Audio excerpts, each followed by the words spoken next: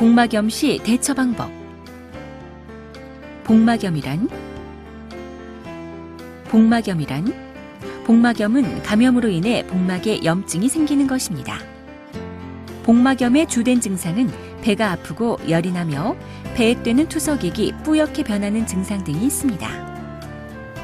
정상적인 경우 배에 꿰는 투석액 밑에 신문을 두면 글씨가 선명하게 보여야 하는데 투석액이 뿌옇게 변하면 마치 막걸리나 쌀뜨물처럼 보이기도 합니다. 복막염이 생겼을 때의 변화. 복막염이 생겼을 때에는 복막의 투과성이 증가되어 포도당의 재흡수가 일어나 배액량이 줄어듭니다. 또한 단백질은 평소보다 더 많이 투석액으로 빠져나가 영양 결핍이 되기 쉽습니다. 그래서 복막염에 걸리면 단백질을 평상시보다 더 많이 섭취해 주어야 저항력이 떨어지고 빨리 치유될 수 있습니다.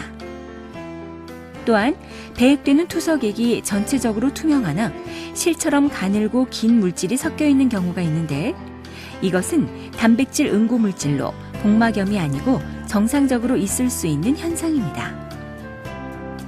이럴 경우 투석액에 헤파린을 2리터당 1cc 섞어서 사용합니다. 헤파린 사용법.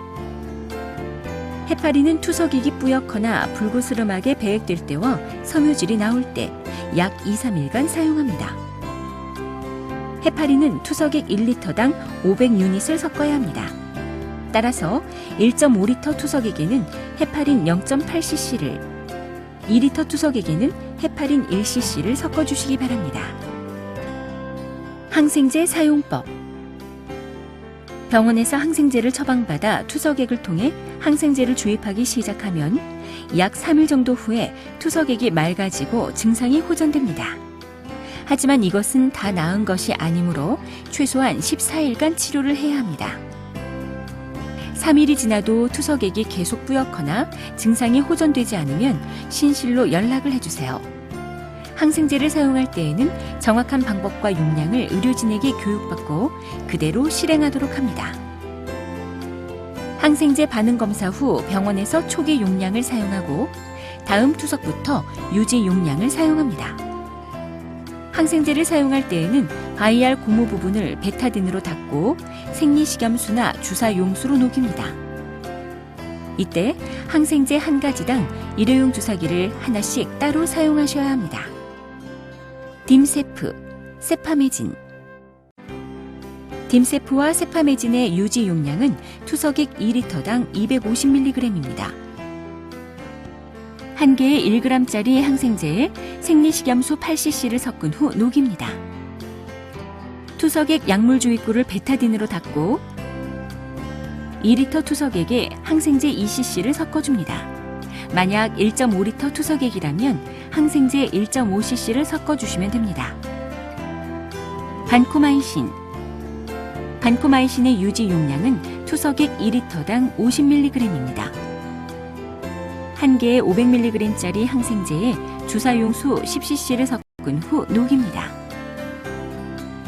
투석액 약물 주입구를 베타딘으로 닦고 2리터 투석액에 항생제 1cc를 섞어줍니다. 만약 1.5리터 투석액이라면 항생제 0.75cc를 섞어주시면 됩니다. 헤파린 항생제 사용 시 주의사항. 섞은 항생제와 뚜껑을 연 헤파린은 냉장 보관하시고 하루만 쓰고 버립니다. 10cc 주사기와 2cc 주사기를 넉넉하게 구입해서 불가피한 재사용을 방지합니다. 약국에서 주사기와 베타딘 스틱을 구입합니다. 주사기는 바늘과 분리해서 버리고 바늘은 병원에 가져오셔서 바늘통에 버려주세요. 복막염 발생 후 병원 내원 시 주의사항.